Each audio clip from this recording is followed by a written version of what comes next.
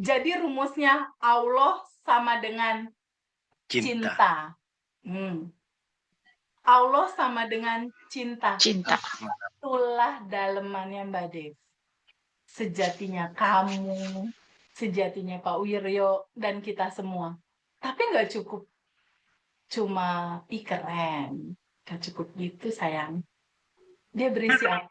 Berisi energi tanpa batas, isinya cinta, kecerdasan semesta. Cinta itu apa? Cinta sama dengan keutuhan. Nah, di sini nih, mulai agak seru. Cinta sama dengan keutuhan. Keutuhan itu apa, Teh Febi? Keutuhan itu adalah, Pak Wiryo, Ya. ada bahagia, ada sedih, itu keutuhan. Ada siang, ada malam, itu keutuhan. Ada happy, ada sedih, itu keutuhan. Ada dapat uang, ada ditipu, itu keutuhan. Ada untung, ada rugi, itu keutuhan. Dualitas itu keutuhan. Nah, keutuhannya digimanain Teh Febi sebagai bentuk cinta? Lihat ini. Bahagia, sedih, flowing secara hukum semestanya. Intinya harus diterima karena itu keutuhan. Tapi bukannya permasalahannya kalau bahagia punya uang kita seneng, kalau uang 1 juta diambil orang kita mencak-mencak ya. Kita nggak terima ya. Padahal ini udah keutuhan, bener nggak? Penderitaan pertama adalah ketika sajian semesta yang keutuhan itu sama kamu ditolak. Ketika ada orang yang menyakiti kamu, aku benci orang itu, aku kesel, aku nggak mau terima, aku marah. Saat kamu tolak, dia akan looping. Apa looping itu, Mbak Febi? Looping itu adalah kejadian berulang. Siap. Kejadian berulang. Contoh, masnya misal, contoh ya mas, masnya misalnya punya pacar. Iya. Pacarnya menyakiti mas.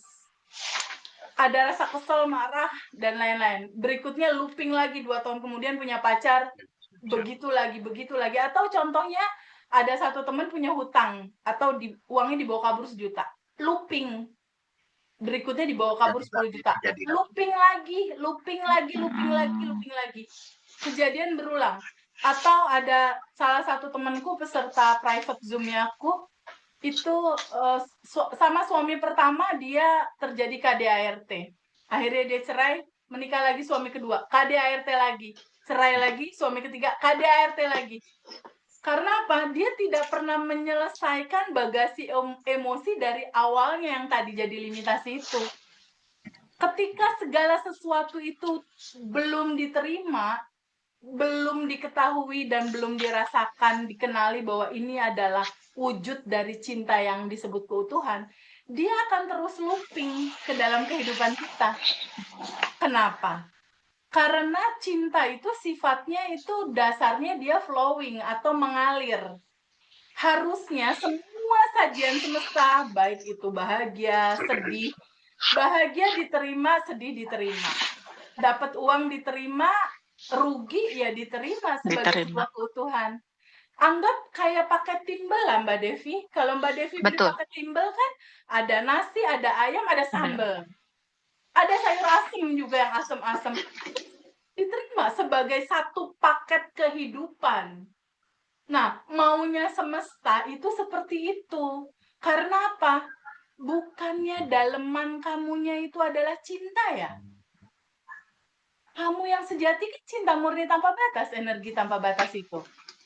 Ketika kamu adalah cinta, kamu tuh udah utuh. Utuh tuh apa? Kalau di luar tuh disebut yin yang. Baik, buruk. Baik, buruk diterima. Susah, senang diterima. Itu keutuhan. Sekarang aku tanya, Mbak Devi punya sepatu kanan-kanan atau kanan-kiri? Kiri kanan, kanan kiri. Dipakai kan, dua-duanya diterima kan? Terus Pak Wiryo, aku tanya Pak Wiryo kalau satu hari Pak Wiryo kan ada malam sama siang, ada terang sama gelap. Atau Pak Wiryo mau terima terangnya doang, malam gelapnya enggak? Siap Mbak Febi, seutuhnya harus diterima semua.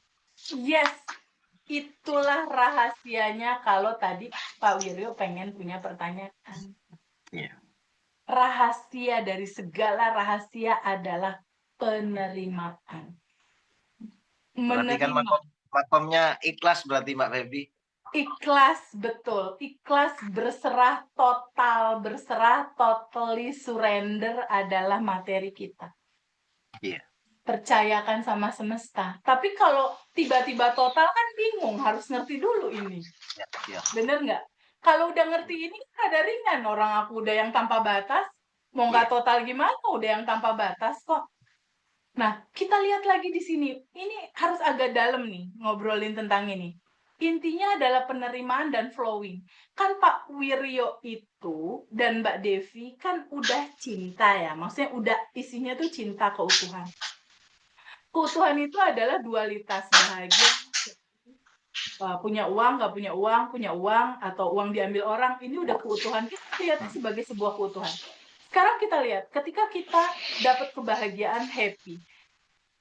Kayak aku nih, pada saat 2019 Harley Davidson-ku dibawa uangnya tuh buat bayar pajaknya dibawa kabur orang.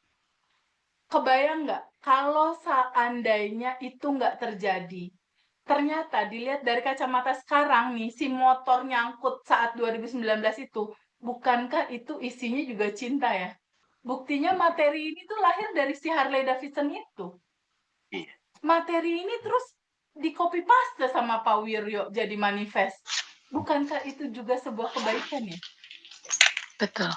Walaupun packagingnya pada saat itu aku ngerasa kayak aduh kiamat nih hidup aku nih harus ganti 1,3 M. Nah, perhatikan teman-teman.